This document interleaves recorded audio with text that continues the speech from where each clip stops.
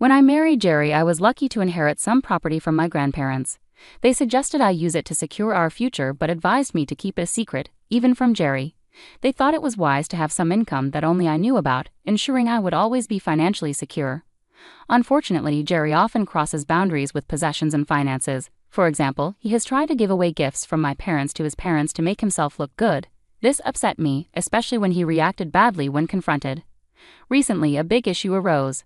I discovered that $22,000 had been taken from an account meant for our living expenses. This account was supposed to support the income Jerry contributed. I didn't remember making such a large withdrawal, so I concluded that Jerry must have taken the money. When I asked him about it, he admitted he had lent the money to his mother, Kayla, without my knowledge. This was shocking because it showed a lack of communication and respect for our financial decisions. It made me rethink our relationship. If our marriage can't be built on mutual respect and honesty, especially about finances, we might need to consider our future together. The idea that one spouse can take what the other has without discussing it isn't sustainable. If this approach remains, we might have to consider separating. It's okay, I suppose. The money was mine that I earned. We have some savings, so the loss shouldn't be too bad. If Kayla was in trouble, I understand the need to help, but a simple conversation with me would have been appreciated. The account is ours after all. If Jerry had taken the money from a personal account he set up before we married, I would have minded, but not as much. Taking such a large amount from our shared account without discussion felt like a breach of trust. When I expressed my disappointment, Jerry was dismissive. He frowned, irritated, and reluctantly promised to inform me next time before taking such actions. He then quickly excused himself to the bathroom. This left me feeling uneasy. It wasn't like the early days of our marriage when Jerry would listen sincerely and value my input. Is this what change looks like in a marriage? A few days later, I went to my in-laws' home to deliver a package mistakenly sent to our address. My mother-in-law, Amy, greeted me warmly and invited me in for tea. I accepted, even though I just wanted to leave the package. While there, I noticed several luxurious items around their house: expensive cosmetics, stylish clothing, and various health products. Amy casually mentioned that these were gifts from Jerry. I realized that the $22,000 had been spent extravagantly. The casual way this spending was treated made me question not only our financial partnership, but also the respect and communication in our marriage. When I found out that Jerry had lent the money to his mother because she was in need, I tried to understand. However, seeing that the funds were spent on luxury items didn't sit well with me. As I sat quietly sipping my tea, the atmosphere shifted noticeably. My in-laws' smiles faded, and they looked at me with a mix of fear and accusation. "My son is such a wonderful, generous boy, always buying gifts for me," my mother-in-law started, her tone turning confrontational. "But what about you? As his wife, are you taking good care of my wonderful son? There seems to be some trouble. I hear he mentioned getting a lot of blame from you for using the money to help me." It became clear that Jerry had made himself look like a victim to his parents, a good son just helping his mother. This revelation exhausted my patience with my in-laws and with Jerry.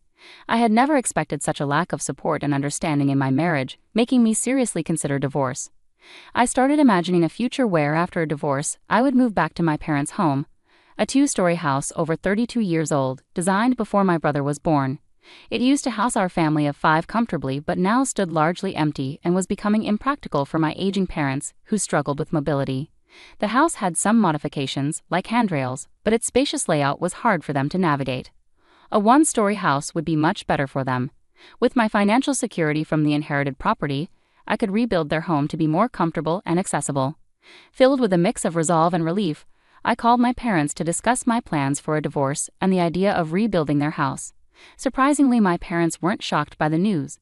Their reaction only solidified my decision, as it seemed they too understood the need for a change, supporting my desire to start anew and build a better environment for our family. The news of rebuilding their home brought genuine joy to my parents. Over the phone, I could sense their happiness as they thanked me. "I'm glad that you're planning to rebuild it for us. Thank you," they said. They reassured me that even if they couldn't live there for long, it wouldn't be a problem, as I could eventually take over the house since it was funded by my income. "Well then, I'll start preparing and planning it bit by bit," I replied, encouraged by their support. "Take it easy, just don't overdo it," they advised, their words lifting my spirits instantly. As I began organizing the rebuild of my parents' house, I awaited a response from the construction company. However, before any progress was made, Jerry confronted me aggressively. "How dare you use our savings to build a house without telling me anything about it?" he accused as we sat across from each other at the living room table. He banged his fist on the table, his voice rising without any regard for my feelings. "Well, my parents will live in the new house. I firmly stated that it was impossible because the house was meant for my parents.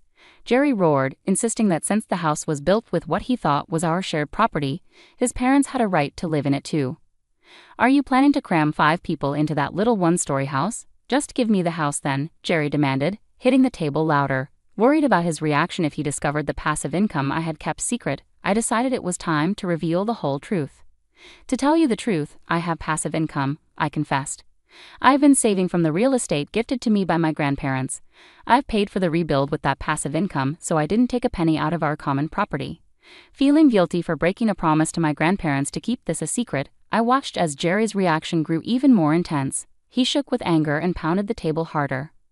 "What a bad wife you are, hiding the fact that you have an income. You play around with my money and protect your own by keeping secrets." His words stung, but they also clarified the deep issues in our marriage, issues of trust, respect, and shared goals, all of which seemed increasingly insurmountable.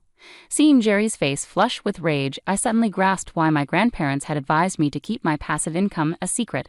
Perhaps they had seen something in Jerry that I hadn't recognized until now. "I'll take the house as a lemony. Besides, any house you build while we're married is mine too. I am the head of the family, and if you disobey me, I will divorce you," he declared arrogantly. I was overwhelmed with dismay. How had I spent so many years with a man who could so easily disregard my feelings and contributions? Initially, I had planned to use the passive income for our future, especially if Jerry's earnings were insufficient, or if I was unable to work due to injury or illness. It was meant to be a safety net to support both of us, something I intended to share with him when the time was right. But now I no longer wished to use that money on him. Fed up, I stood up and left the house, needing space from the stifling atmosphere. I spent the night at a business hotel to clear my head and plan my next steps. Upon returning home the next morning, Jerry was waiting with a sly, unsettling smile. He approached me smirking and presented a sheet of paper he had been hiding. It was a set of divorce papers already filled out. "You're lying about your passive income, aren't you? You lied about it to hide that you were taking money from our shared property, didn't you?" he accused. His accusations were baseless and repetitive. Even though I was telling the truth and actually had passive income, he refused to believe me. "It's the truth. I have passive income," I insisted, but he wouldn't listen. Jerry's inability to trust and respect me was the last straw, making it clear that this marriage couldn't provide the support or partnership I needed. The next steps of legally separating our lives seemed unavoidable. Jerry shoved the divorce papers into my hand with a smirk and said, "You'll let me know when we can move in, okay?" He then patted me on the shoulder, walked out the door humming, and mentioned he was going out for a drink. At that moment, I saw who Jerry really was. Throughout our marriage, he had hidden his contempt for me, never truly valuing my feelings or perspectives. This realization hurt, but also set me free. I didn't waste any time. I packed up my things, filled out the divorce papers, and left our home right away. I moved in with my parents for now and explained everything to them. We agreed that I would stay with them until my new house was ready. The next day, my phone was filled with missed calls from Jerry, and he called again. I answered, hoping this would be our last conversation. "Hello." "Hey, all your stuff is gone, you know," he said, sounding confused and impatient.